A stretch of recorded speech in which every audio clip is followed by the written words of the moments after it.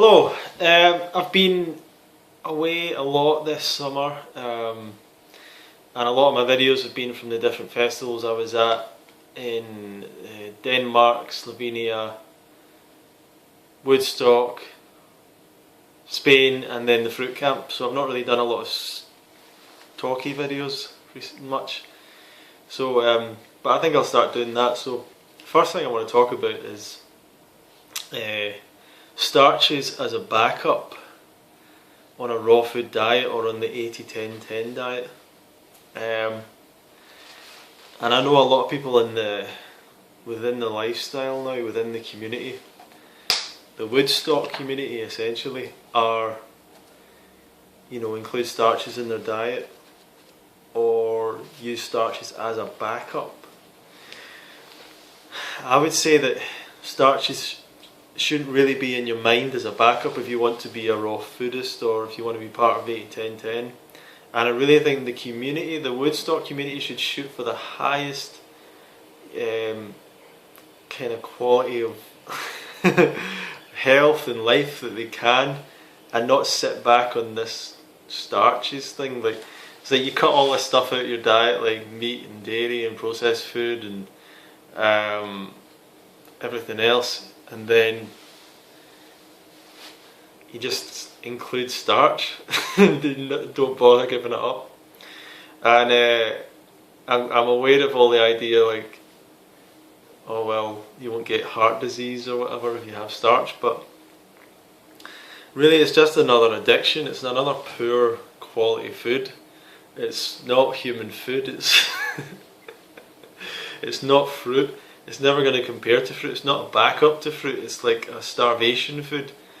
And there's so many excuses, like the fruit's really bad or the fruit doesn't taste good. It's like, what are you talking about? Of course, if you start to incorporate starch into your diet, that it's more stimulating, more addicting, and fruit isn't going to taste good anymore. So you're going to have to start adding sugar to your fruit and sugar to your smoothies so that it has a little bit of stimulation there to actually encourage you to eat it, instead of just completely going back to a starch-based vegan cooked diet. Fruit's so unstimulating, and this is the problem. It's not that it doesn't taste good; it tastes fine, and there's plenty of sugar in it. And if you go to any supermarket in the world, in the Western world, developed countries, you've got to count yourself as being really lucky here. You've got absolute abundance of fruit all around us. People say, "Oh, in my country we can't get fruit," or in the UK, people in the UK say, "Oh, the supermarkets in the UK don't have any good fruit." It's just a lot of rubbish. We've got a better variety of fruit. I guarantee you there's a better variety of fruit, and year round a better quality of fruit than there is in Thailand. And I've had many friends verify that to me, and other parts of the tropics. We've got to count ourselves lucky being in these positions where we have fruit imported from all over the place. And generally it's pretty good quality. I mean, we can't get, for example, in the UK we don't really get good quality figs, fresh figs, that often, and also things like cherimoyas and things. They don't tend to be in the supermarket, but you can order these things if you like from organic suppliers. But going to any supermarket year round, there's ripe grapes. Might not be the best grapes ever, but there's ripe grapes there. For a huge amount of the year, there's pretty decent apples. I know that a lot of people want to, pretend that apples don't exist, but they're another fruit that you can eat. There's almost always oranges that you can juice if you like. There's orange juice. This is the other thing, there's so many other backups. There's always dates. There's always dates there, There's always juices, smoothies that are like 100% fruit, even if they're pasteurised. So there's all these other backups, canned fruit. And also, really, when you're into this for a while, you should have your own backups. Like, you could dry some of your own fruit and store it. You could dehydrate it or whatever. You can freeze it, juice it, whatever you want. But really, you don't even need to do that. There's an abundance of fruit all the time, seasonally. We get this seasonal variety. You go to Thailand, you'll have bananas that aren't as good as the bananas in this country. They're not as good. They're not like super sugary, amazing bananas. They're just bananas that aren't quite as good as the bananas that we get at Cavendish. You get mangoes, obviously durian and stuff like that, but it's kind of like, you know, you still, it's still a limited amount of things. It's not like an unlimited, amazing smorgasbord of fruit. You're only going to get that, I don't know, I don't even know where you're going to get that, but yeah, but there's more, but I guarantee there's more variety year round in the UK, and it's maybe not the same variety of tropical fruits and interesting fruits, but just fruit in general. There's always fruit, there's always bananas. They never run out of bananas in UK supermarkets. They won't allow that to happen because they sell so many. And people say, oh well, they don't have any ripe bananas, but we know that, so plan for it. Do you know what I mean? It takes a week for them to ripen, so buy them on a weekly basis. Yeah. So starches, you know, obviously I understand. This is what I can't ever.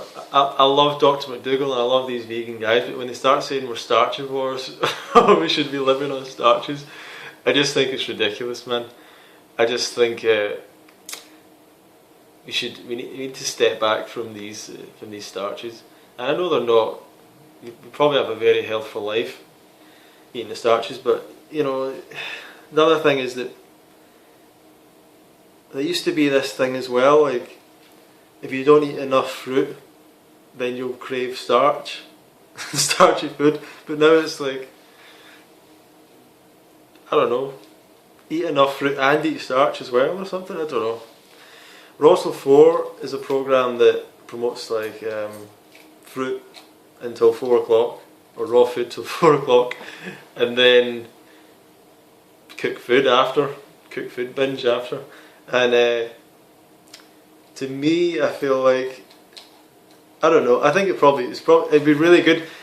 It'd be really good if everyone in the world went raw till 4. You know, if everyone in the Western world did that, it would be awesome.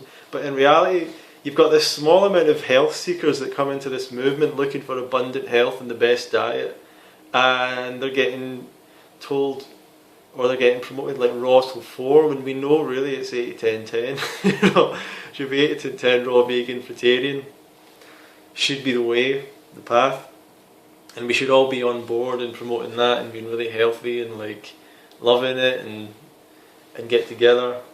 But this whole huge amount of people now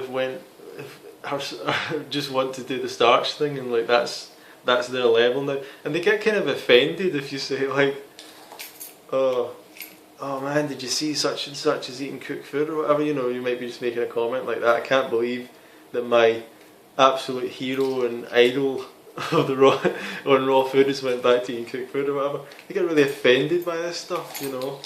It's like, chill out, man. Like,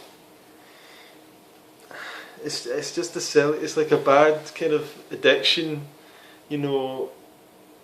Tasty, of course, and easy, but give it up for like 6 months or a year or so, and enjoy the benefits.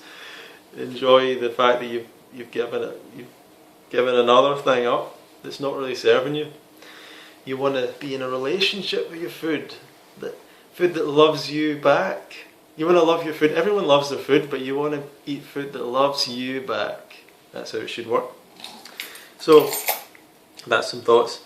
At the end of the day, any people that love fruit and that are big fruit eaters are all right with me, but let's give up the starches. My brother's coming in, so see you later. Bye.